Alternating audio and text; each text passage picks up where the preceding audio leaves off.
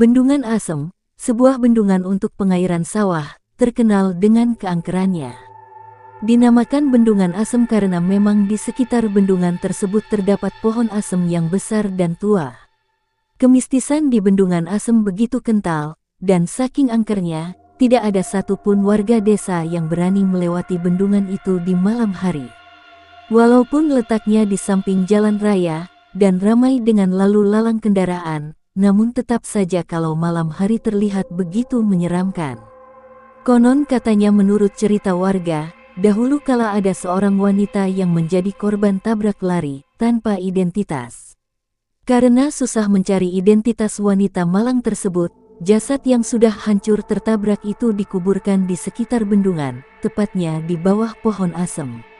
Entah benar atau tidaknya cerita tersebut, yang pasti, tidak sedikit orang-orang yang rumahnya dekat dengan area bendungan tersebut kesurupan. Konon katanya yang merasuk adalah setannya dari wanita malang tersebut, Warsih namanya. Malam itu Karman dan keneknya hendak mengantarkan barang ke suatu tempat. Maklumlah, sebagai seorang sopir truk, kerjaan yang didapat tidak pernah pasti waktunya.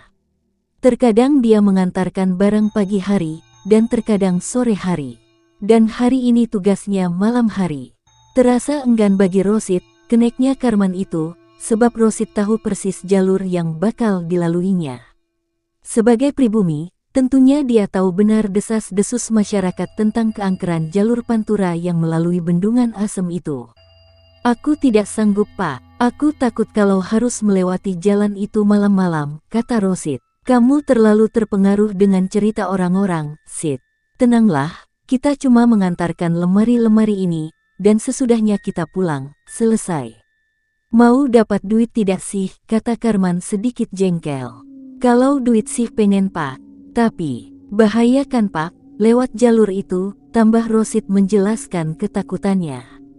"Lah, memangnya kita harus lewat jalur mana lagi? Satu-satunya jalan ya lewat situ. Bayaran dari pengantaran barang ini lumayan gede duitnya loh.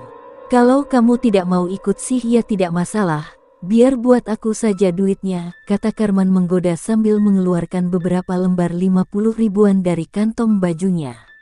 "Bapak sendiri saja deh yang berangkat, aku tidak berani, Pak, terlalu beresiko," Rosid kembali menegaskan. "Apa sih yang kamu takutkan, Sid?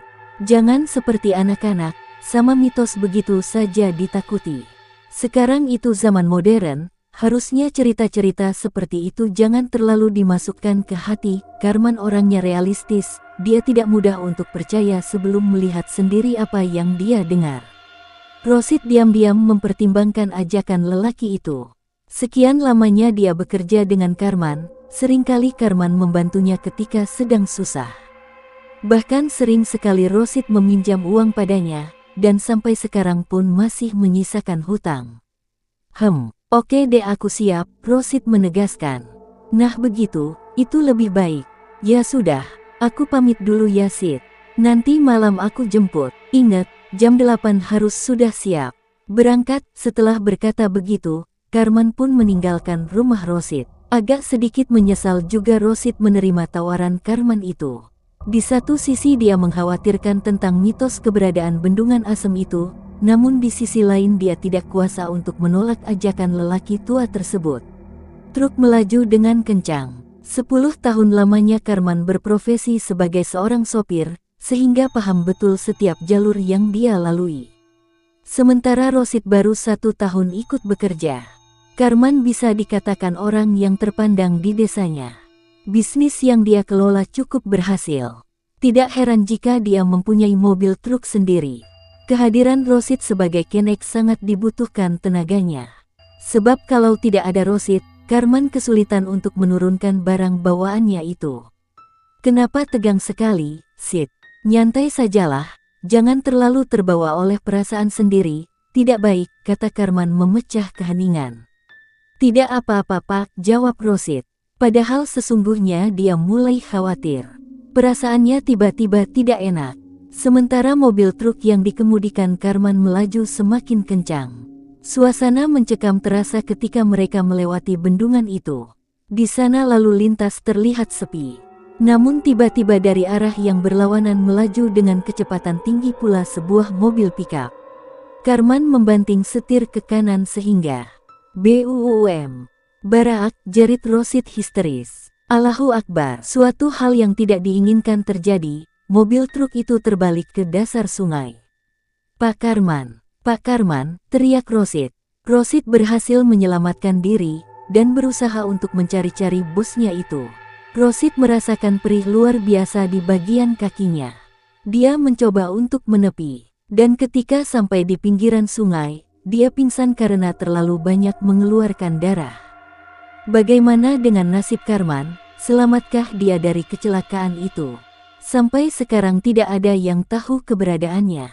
Dia lenyap seolah tertelan bumi. Seandainya tewas, seharusnya jasadnya tidak mungkin jauh dari tempat itu. Semenjak kejadian yang misterius itu, masyarakat semakin ketakutan. Tragedi yang menimpa Karman menjadi buah bibir. Terlebih bagi Rosid, kecelakaan itu meninggalkan trauma yang begitu mendalam. Beruntung dirinya masih selamat dan masih bisa bernafas hingga saat ini. Dalam pandangan masyarakat, hilangnya Karman itu disangkut pautkan dengan roh penunggu bendungan asem. Konon katanya, jauh di alam sana Karman dijadikan suami, sehingga jasadnya terjebak di antara alam roh dan alam nyata, hingga ia tersesat.